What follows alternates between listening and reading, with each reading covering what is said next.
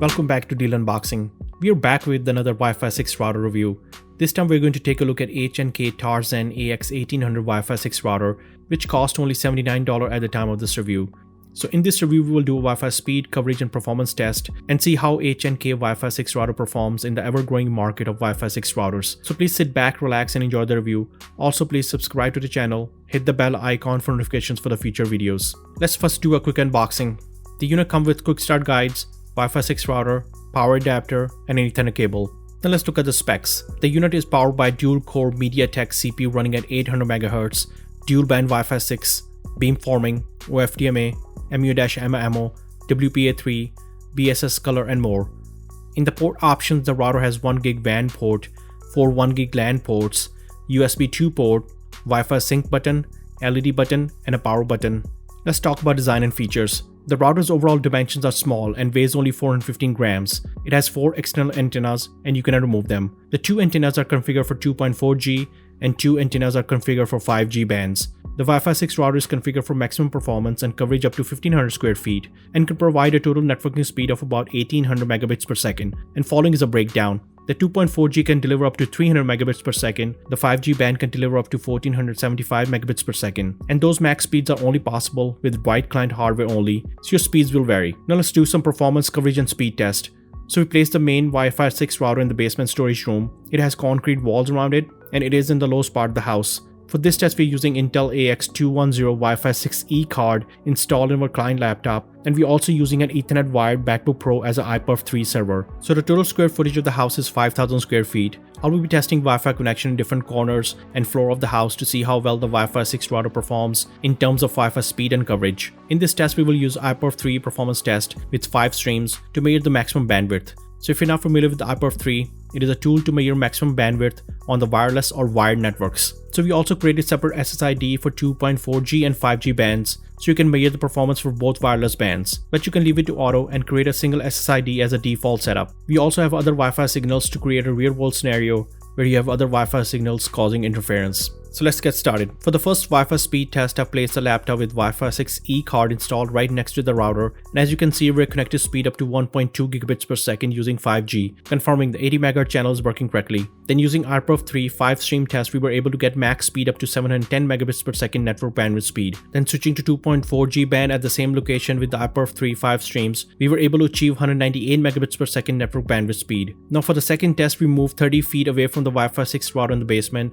with a couple of walls between the Wi-Fi 6 router and the laptop. We have good Wi-Fi signals and solid connection. Using iPerf 3 5-stream test with 2.4G band, we were able to get max speed up to 89 megabits per second wireless bandwidth speed. Then using 5G at the same location, we were able to achieve 229 megabits per second wireless bandwidth speed. Now let's move from the basement to the main floor of the house and do a third Wi-Fi speed connection test. Here we have excellent Wi-Fi signals and solid connection. Using iPerf 3 with 2.4G band, we were able to get max speed up to 66 megabits per second wireless bandwidth speed. And using 5G, we were able to achieve 180 megabits per second wireless bandwidth speed. For the next test, we moved to the far left side of the house and close to 60 feet from the Wi-Fi 6 router with the floor and few wall between the router and the laptop. This is the toughest spot in the house as we have seen in our previous reviews. And first thing we have noticed is that we are connected with a good Wi-Fi signals and speed. First, using iPerf 3 5-stream test with 2.4G, we were able to get max speed up to 55 megabits per second wireless bandwidth speed. And using 5G at the same location, we were able to achieve 14 megabits per second wireless bandwidth speed,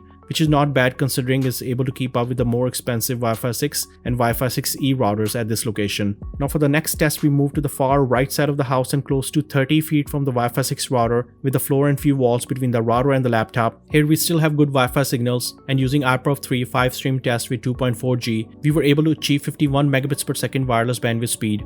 And using 5G at the same location, we were able to achieve 128 megabits per second wireless bandwidth speed.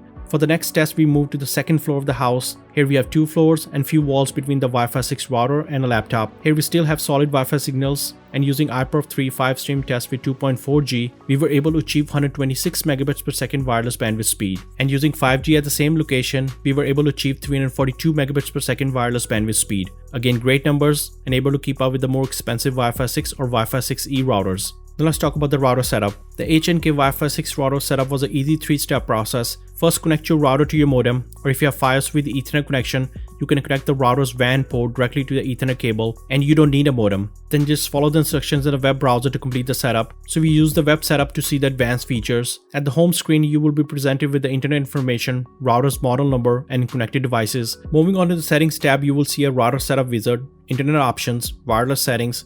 Here you can set up Wi-Fi settings, smart connect options, wireless name password, Wi-Fi protected setup, security mode, transmission power, and you can set up either single SSID or set up 2.4G and 5G bands separately. You can also set up guest network. Moving on to the network settings, you have a DHCP server settings and some advanced settings to select. Then moving on to the features, you have a QoS engine settings, firewall printer control settings to create profile and restrict devices and set up ACLs. Then moving on, you have port forwarding option, dynamic DNS. Under management, you have a time and schedule, system logs, system admin options, user accounts, upgrade option to update firmwares, and statistics settings to monitor the internet traffic. But you don't have to set up all these settings if you're not a power user. You can leave everything to default. Let's do the final summary. Overall, HNK TARZAN AX1800 Wi-Fi 6 router performed well in this review. The Wi-Fi 6 router's overall performance was good and was able to keep up with the more expensive Wi-Fi 6 router in the AX1800 category. The Wi-Fi 6 router offers good Wi-Fi coverage and is able to cover 1500 square feet without any problem and was able to validate HNK coverage claim. And keeping the price under $80 makes it one of the cheapest Wi-Fi 6 router in the market. Let me know what you guys think of the review in the comments below. If you like this video, please like and subscribe to the channel and hit the bell icon for notifications for the future videos. And we also add a buy me a coffee page link in the description below if you want to support the channel. Thanks for watching and see you in the next one.